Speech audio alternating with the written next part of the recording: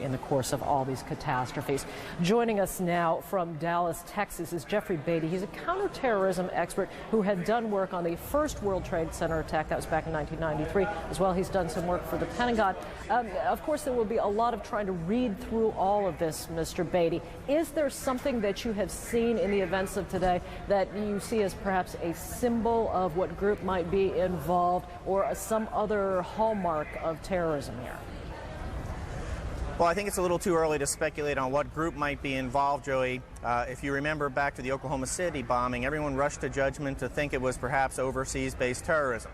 Now, while all the indicators are going in that direction, it'd probably be prudent to just focus on the rescue efforts today and also to ask ourselves, you know, how did this happen?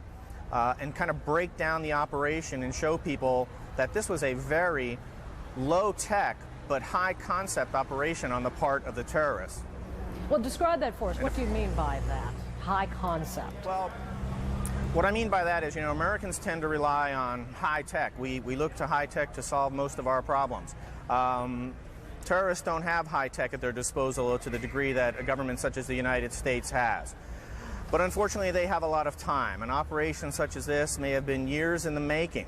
We don't know yet how this operation was able to go forward, but let's just, you know, break down the steps. I took a few notes on it. At some point, we all recognized that there was some intelligence failure, that, you know, we've got to do better. We've done good in the past, we've improved our ability to defeat terrorism, but we're not perfect yet, and this is an example of that, to be sure. But then what happened was, the question is, how did these people get some sort of weapon onto an airplane? You know, I'm sure the FAA and the Department of Transportation and all the airports from which these aircraft were launched this morning will be taking a really hard look at that, and I'm sure we'll see some changes in the future. Not an airplane, Mr. Beatty. I mean, 4 aircraft. That's an awful lot in different locations. Exactly. This is a highly sophisticated approach, you know, but it's not the first time we've seen that. We've seen foreign groups destroy 2 embassies within moments of each other a couple of years ago on the continent of Africa. So we know that our opponent is capable of this type of operation, and he demonstrated it today on our homeland. The interesting thing here, Joey, you didn't need to bring across hundreds of pounds of explosives across a border someplace to commandeer an airplane. Why did they choose these airplanes? They picked these wide-body airplanes. The fact that the World Trade Center was prepared to sustain a hit from a 707 was not a well-kept secret. They picked airplanes that were bigger than that. Also, they picked airplanes that took off from the East Coast, headed to the West Coast, that were big airplanes full of fuel. They weren't interested in killing people on the airplanes. The airplane themselves became the bomb. And so they didn't need to bring explosives into the country. We don't know yet whether it was knives or handguns or whatever. But the next question in the step as we break down the operational acts on this attack is, how did these people get weapons onto the aircraft? And then from there, to continue it, the question is asked, what about a cockpit incursion? How is it that they were able to get into the cockpits of the aircraft, take over the controls, and as we know and have heard in the past that there are transponder codes that pilots can send if an aircraft is hijacked. From what I understand, we didn't get some of that yet, so we have to assume that the cockpits were burst into rather quickly.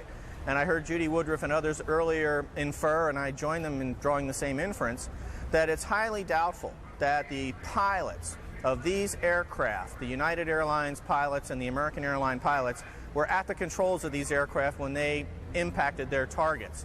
So we have got to assume and infer that people capable of flying the aircraft, and remember these aircraft are on duty all over the world, these perpetrators no doubt rehearsed this operation, rehearsed breaking into the cockpit and other locations, that they were probably piloted to the target by people capable of flying a military or a jet aircraft. What do you think, I mean, I have to interrupt you to ask, do you think that perhaps in looking at the possibility of terror threats, I mean, certainly terror threats have come to this country in the past, and I'm wondering if you think perhaps we were thinking too high concept. We thought of something more elaborate, and perhaps intelligence should have been focused on this kind of low-tech approach.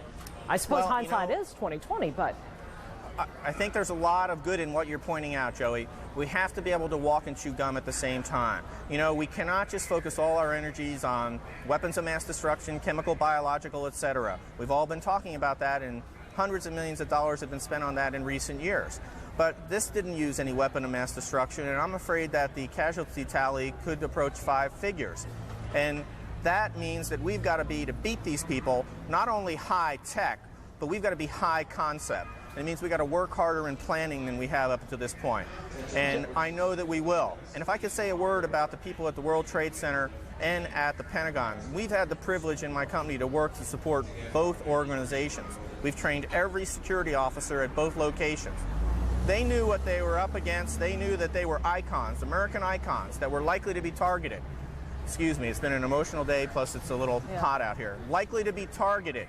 And they did their best. But they were only one part of a system, as we've just outlined. You know, Doug Karpiloff, the Director of Life Safety and Security for the World Trade Center, is probably one of the premier security people in our country. Doug was always afraid of a scenario where there was a mass casualty incident at the World Trade Center and hundreds of emergency vehicles would rush to the scene. They don't have the ability to check all those vehicles to make sure that they don't pose a threat. So we're yet to determine, we've heard reports of secondary explosions after the aircraft impacted, whether in fact there wasn't something else at the base of the towers that in fact were the coup de grace to bring them to the ground. Mr. Beatty, we appreciate all of your insight. Unfortunately, we're going to have to leave you. There are still further developments on this story. Jeffrey Beatty's company is involved in counterterrorism information, and he joined us this afternoon from Dallas. Now let's go back to New York for the latest information there, and Aaron Brown.